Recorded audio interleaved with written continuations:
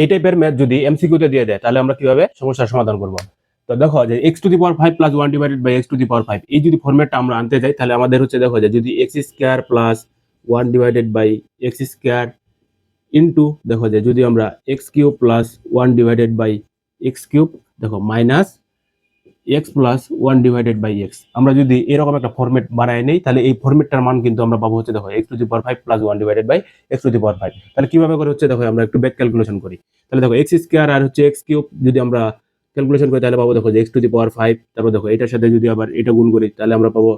Plus, তাহলে দেখো যে x² ডিভাইডেড বাই x³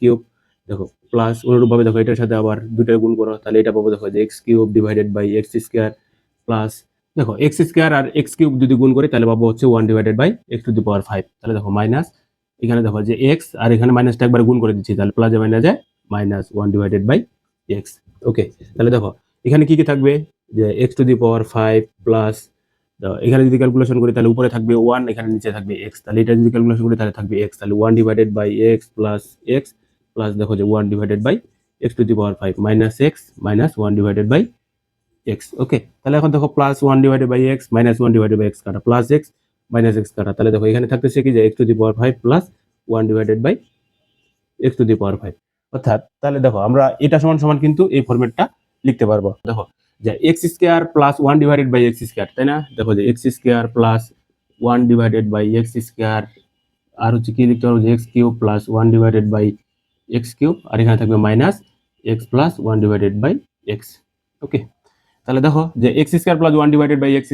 তো আমাদের মান দেওয়া আছে দেখো যে x plus 1 divided by x এর। তো আমরা কি জানি যে যদি x² এর টার্ম দেওয়া থাকে তাহলে আমরা কি করবো যে গিভেন ভ্যালুর উপরে স্কয়ার, তাহলে গিভেন ভ্যালু আমাদের দেওয়া ছিল দেখো যে √3 এর উপরে স্কয়ার, এরপরে হচ্ছে প্লাস এবং মাইনাস, তাহলে এখানে আমাদের প্লাসের ফর্মুলা দেওয়া আছে তাহলে এখানে নিব আমরা হচ্ছে মাইনাস, আর একটা থাকবে হচ্ছে সূত্রের 2, তাহলে এটা রেখে দাও। তাহলে দেখো আমরা হচ্ছে কিউবেরও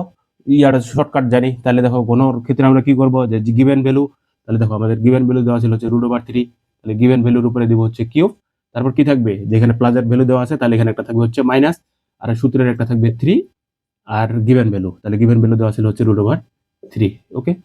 তাহলে দেখো মাইনাস, তাহলে x plus 1 divided by x এটার মান পেয়েছি আমরা হচ্ছে √3। ওকে, তাহলে এবার হচ্ছে ক্যালকুলেশন করো, তাহলে দেখো √3 এর উপরে যদি স্কয়ার দেই তাহলে এটা থাকবে 3 মাইনাস 2, আর এখানে দেখো যে √3 এর উপরে যদি কিউব দেই তাহলে এটা পাবো হচ্ছে 3√3 মাইনাস দেখো তাহলে এখানে 3√3, তাহলে এখানে চলে আসবে হচ্ছে 0, দেখো মাইনাস